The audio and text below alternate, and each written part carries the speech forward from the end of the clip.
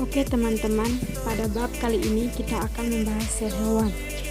Tahukah kamu sel hewan nama umumnya sel eukariotik?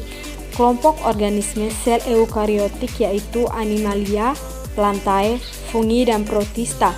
Sel eukariotik hewan berbeda dengan sel lainnya. Jika dibandingkan dengan sel tumbuhan, sel hewan tidak memiliki beberapa bagian seperti sel tumbuhan. Sel tumbuhan memiliki dinding sel, kloroplas, dan vakuolanya berukuran besar.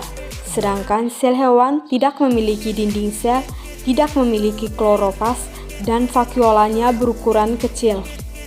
Sel hewan tidak memiliki dinding sel, sehingga sel pada hewan memiliki bentuk yang bervariasi. Struktur sel hewan: membran sel, lisosom, nukleus, membran inti, vakuola, mitokondria, badan Golgi, ribosom, retikulum endoplasma halus, kromatin, retikulum endoplasma kasar, sitoplasma, dan sentriol. Sekarang kita akan membahas organel sel hewan dan fungsinya.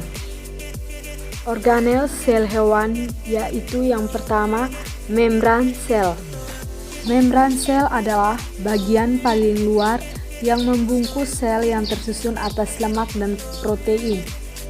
Fungsi membran sel: 1. Melindungi sel, 2. Menerima rangsangan dari luar, 3. Mengatur keluar dan masuknya sel. Yang kedua, retikulum endoplasma.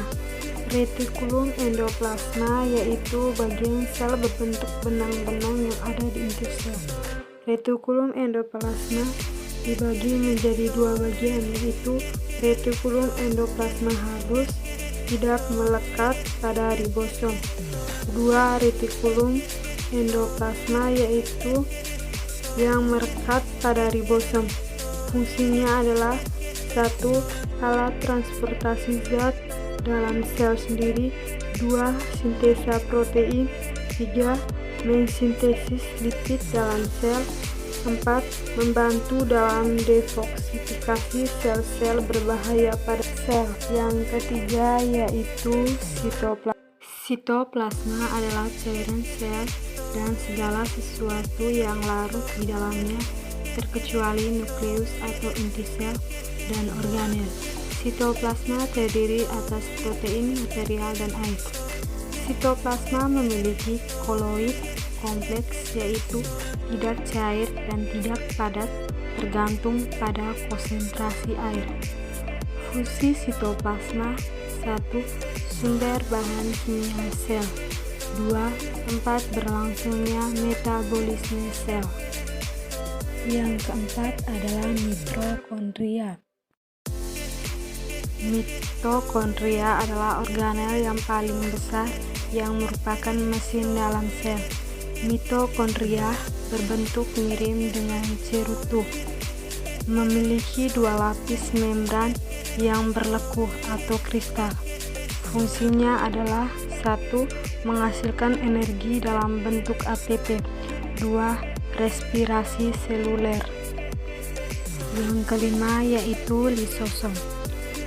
Lisosom berupa kantong terikat di membran yang berisi kandungan enzim hidrolitik yang dipakai dalam mengontrol pencernaan intraseluler. Fungsi 1. Memasukkan makromolekul dari luar menuju ke dalam sel dengan mekanisme endositosis. 2. Mencerna materi dengan memakai fagositosis. 3. Mengontrol pencernaan intraseluler. Yang keenam adalah mikrofilamen. Mikrofilamen adalah organel sel yang berbentuk dari protein aktin dan miosin. Mikrofilamen mempunyai kemiripan dengan mikrotubulus, tapi mikrofilamen lebih lembut serta diameternya lebih kecil.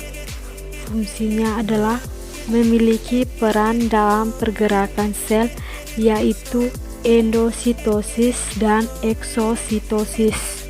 Organel sel hewani yang ketujuh adalah peroksisom atau badan mikro. Peroksisom adalah kantong kecil yang berisi dengan enzim katalase yang sifatnya toksis menjadi air dan oksigen yang membahayakan sel. Peroksisom banyak ditemukan di sel hati maupun ginjal. Fungsinya adalah menguraikan peroksida H2O2 dari sisa-sisa metabolisme toksik. 2. Perubahan lemak menjadi karbohidrat. Yang kedelapan adalah mikrotubulus. Mikrotubulus adalah organel sel di dalam sitoplasma yang ditemukan pada sel eukariot dan berbentuk silindris panjang dengan diameter dalam kurang lebih 12 nanometer dan diameter luar 25 nanometer. Fungsinya 1. Melindungi sel.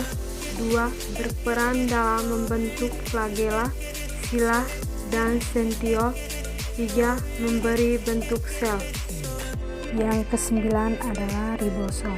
Ribosom adalah organel sel yang padat dan kecil dengan diameter 20 nanometer yang terdiri atas 65% RNA ribosom dan 35 protein ribosom atau ribonukleoprotein atau RNP.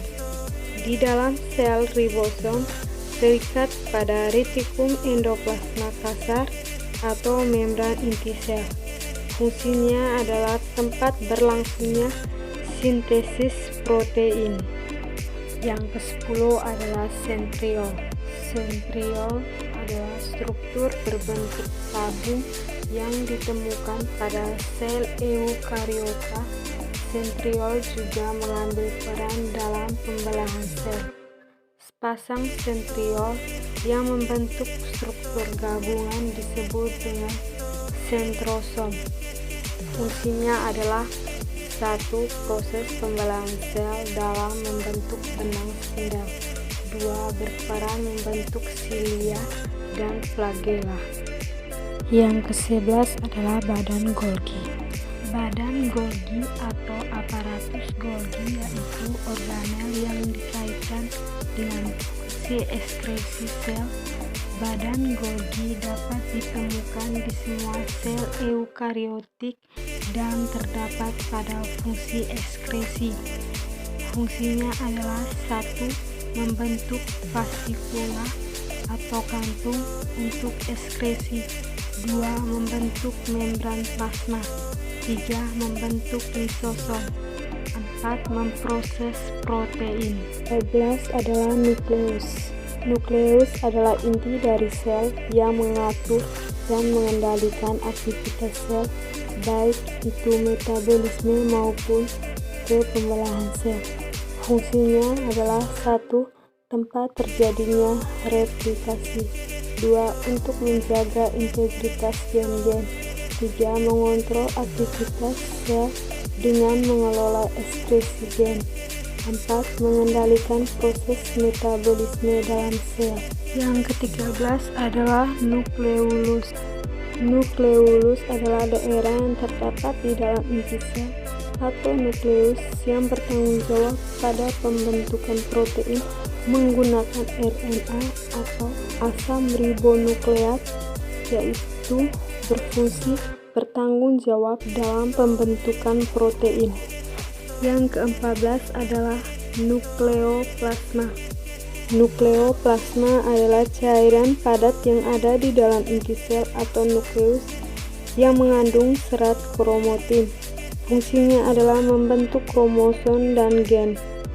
Yang terakhir adalah membran inti.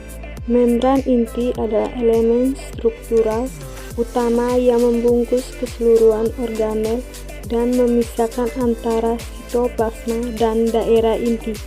Fungsinya 1. Melindungi inti sel atau nukleus. 2. Tempat pertukaran zat antara materi inti dan sitoplasma. Demikian pembahasan sel hewan. Semoga bisa bermanfaat.